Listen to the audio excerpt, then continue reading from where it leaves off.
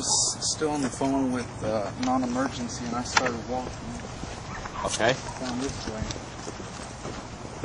And because I didn't see a street sign here, but I knew if I went straight through that's Retreat View Circle, and I could give him an address, because he said, just give me the address of the house you're in front of. Okay. And there's no address, because these are the back of the houses. So I walked straight through here, and I didn't see him at all. I was walking, and I was still on the phone with the non-emergency. Okay. I got to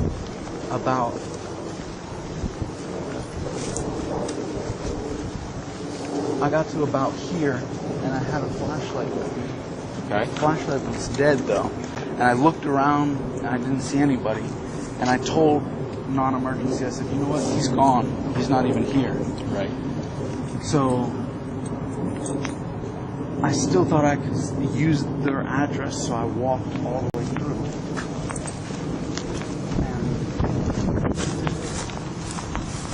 I actually walked all the way to the street, and I was going to give them this address, and they said, well, if he's not there, do you still want a police officer?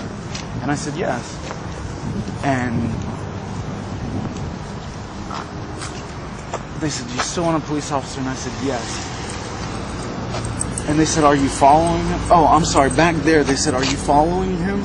And I said, yes, because I was, in the area. And they said, we don't need you to do that. And I said, okay.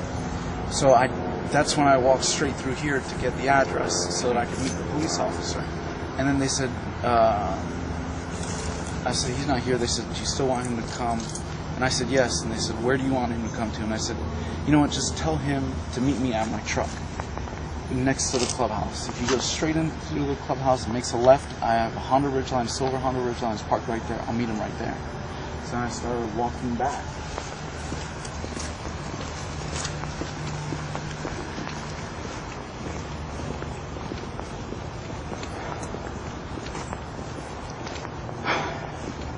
When I passed here, I looked, I didn't see anything again, and I was walking back to my truck. And then when I got to right about here, he yelled from behind me to the side of me. He said, yo, you got a problem? And I turned around, and I said, no, I don't have a problem, man. Where was he at? He was about there, but he was walking towards me. Okay, so he's coming this direction here. Yes, sir. I believe, like I said, I was already past that, so I didn't see exactly where he came from, but he was about where you were. Okay. And I said, no, I don't have a problem. And I went to go grab my cell phone, but I left it in a different pocket. And I looked down in my pant pocket, and he said, you got a problem now. And then he was here, and he punched me in the face. Right here? Right up around here. Okay. To be honest, that's fine. I don't remember exactly. That's fine. I think I stumbled, and I fell down, he pushed me down, somehow he got on top of me. On the grass or on the cement? It was more over towards here. I think I was trying to push him away from me, and then he got on top of me somewhere around here. And that's when I started screaming for help. I started screaming, help, help, as loud as I could. And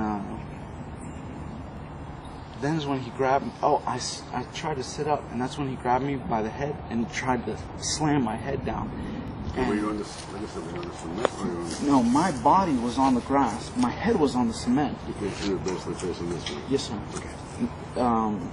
That's as best as I could feel through my jacket. I felt like my body was on the grass and my head was on the cement, and he just kept slamming it. And I kept yelling, help, help, help, as loud as I could. He put his hand on his nose, on my nose, and his other hand on my mouth. He said, shut the fuck up. And then I tried squirming again, because all I could think about was when he was hitting my head against it, felt like my head was going to explode, and I thought I was going to lose consciousness. So I tried to squirm so that I could get, because he only had a small portion of my head on the concrete. So I tried to squirm off the concrete. And when I did that, somebody here opened the door. And I said, help me, help me. And they said, I'll call 911. I said, no, help me. I need help. And I don't know what they did, but that's when my jacket had moved up and I had my firearm on my right side hip. My jacket moved up and he saw it. I feel like he saw it. He looked at it and he said, "You're gonna die tonight, motherfucker." And he reached for it, but he reached, like I felt his arm going down to my side, and I grabbed it and I just grabbed my firearm and I shot him one time.